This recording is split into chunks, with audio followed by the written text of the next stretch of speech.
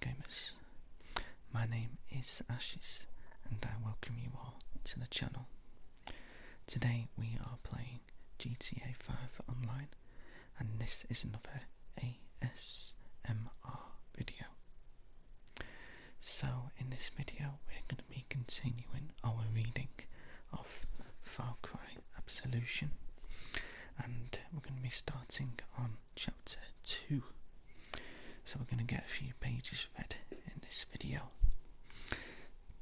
While we read, we're going to be getting a ride in our company SUV. We've got a driver waiting and he's going to take us to a destination of our choice. So let's pause and see where we want to go. Okay, we're going to go to the casino and we're going to end the video on the wheel, spinning the wheel to see if we can win a car or some cash, whatever. Hopefully a car, but anyway. Right, I'm going to get the book open.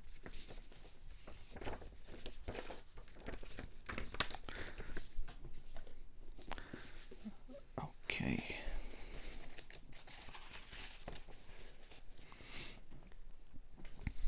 Right. So, on chapter 2, let's begin. Once I was lost in the wilderness, and as I came to understand the wilderness, I too became wild. And out of this wilderness I was fostered anew. Not just as a man, but as an animal, clothed in the blood of my kill, wild in the hearts, and with a powerful hunger for all those who would trespass against me in the wilderness I now called my home. Okay, so that was a line from the Eden's Gates, the father's version of the Bible, basically. Okay, so we're back in the story now, so let's begin.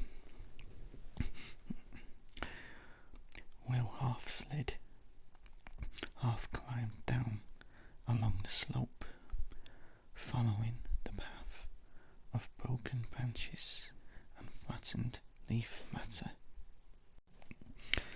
The truck was on its side another 50 feet down.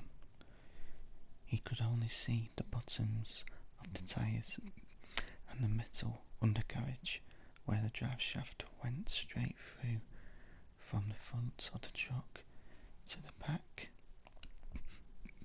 He carried his pack and wore his hat. He also carried the rifle he used for hunting. It had sat between his legs as he'd come up the mountain, riding shotgun, listening to John tell him which way he'd thought the girl had gone and why. You understand we mean to help her. That's why you want me to find her, Will had asked. That's why we want to save her. We want to give her a new life, just like the one we gave to you. Will looked away out the side of the passenger window. He had his hands resting on his rifle, watching the trees and vegetation blurring past. A deer stood half to the side of the road, and he watched it as they passed. He watched it all the way until he couldn't see any more, and the road had curved away behind him. Will's eyes fell on a trap in the bed of the truck. One corner coming loose. What's back there?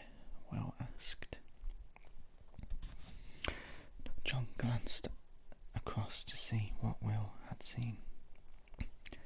My oldest brother, Jacob, has been tracking wolves in the mountains nearby. It's some of his equipment. Will tried to see what was there, but Will tried to see what was there, but the chirp would not stay still.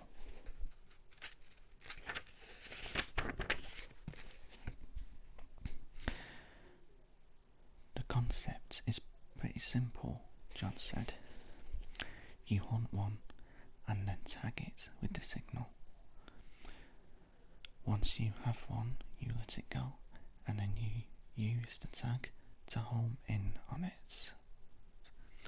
And instead of having one, you now can find the whole pack. And that's why we need you out there tracking Mary May.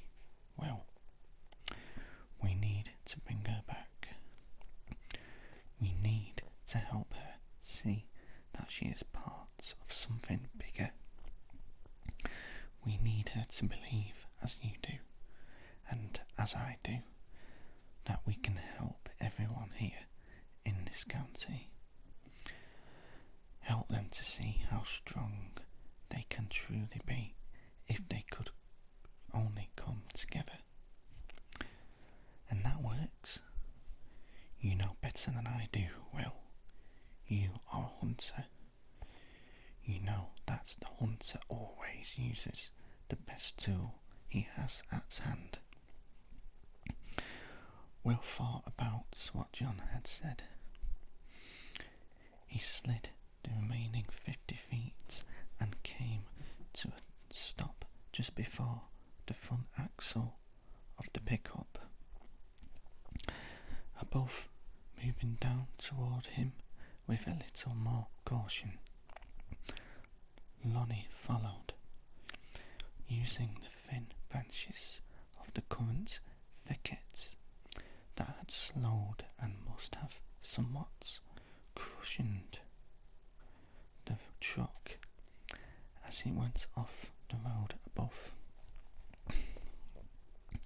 From everything Will had seen thus far, it didn't seem at all like they were trying to save the girl.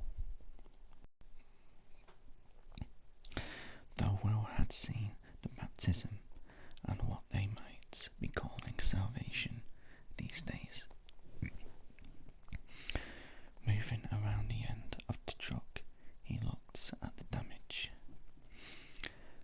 The front windshield had been cracked, and there were fresh scrapes along the metal side panel. One of the headlights had been smashed. Will braced himself against the bumper and rocked the truck a little, thinking that it was very lucky the truck had not rolled the remaining distance through the thickets of current and crushed itself on the pines further on. When he lifted himself up and looked down into the cab, he could see the passenger side window was completely gone. Branches and leaves beneath could be seen where they had been passed under the weight of the vehicle. There was no blood to be seen, and Will let himself back down onto the slope and looked it all over again, as if seeing it fresh for the first time. When Lonnie met him there, Will said, "I know this truck. I expected you would. What are we into here?" "Damsels in distress," Lonnie said, smiling at Will. "In distress from what?"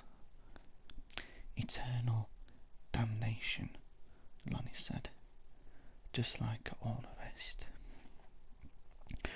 Will gave Lonnie one last look, then walked walked his way down along the truck until he came to the tailgates. They said she went north.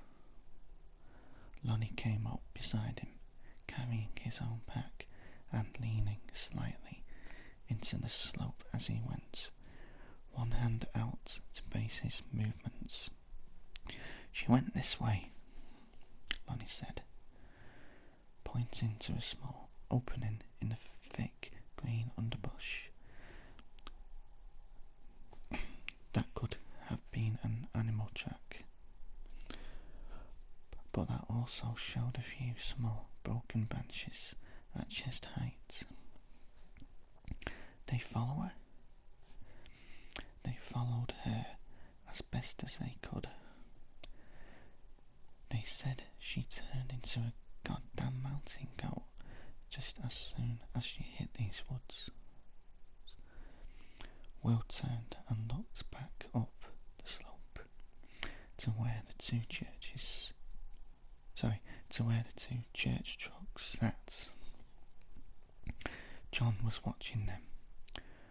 What did John say to you about all this? Will asked. He said only that we should find her. He said she was saying things about the church that just weren't true. He said she's been stirring up the pot back in town, trying to get the sheriff to look into all of us. Is there something to look into? Lonnie shrugged. You know her, don't you? I know her. I went to school with Mary May's father back when there was a school to go to. Then you know how she can be, Lonnie said. He looked up at John now and then glanced back at Will. We better get to going. John didn't bring the both of us up here so we could sit here jawing. Okay folks, so we're gonna end the video. So we're gonna end the reading here, not the video. Now, if you've seen my other ASMR reading videos, you will notice that my communication is different in this one. It's the same as my last ASMR video in Red Dead Redemption, where I'm trying to do a gentle talk rather than whispering, mainly because I think it's easier for you all to hear what I'm reading, and when characters are talking, it's easier for me to sort of play their parts to change my voice a little bit, or add a bit of aggression, or a bit of demand, however they're talking, what they're saying. So let me know what you think of me reading as I did in this video, if I should carry on like this, or if you want a bit of both, if you want whispering in the next one and then this in the one after. Yeah, so as I said, we're gonna have a go on the lucky wheel just to see if we get lucky and win this very old car. Old as in it's been in the game for a long time. So I'm not really bothered, but we're gonna have a go anyway. So let's see what we get. As we do that, I'm just gonna put my book away, put the front cover back on.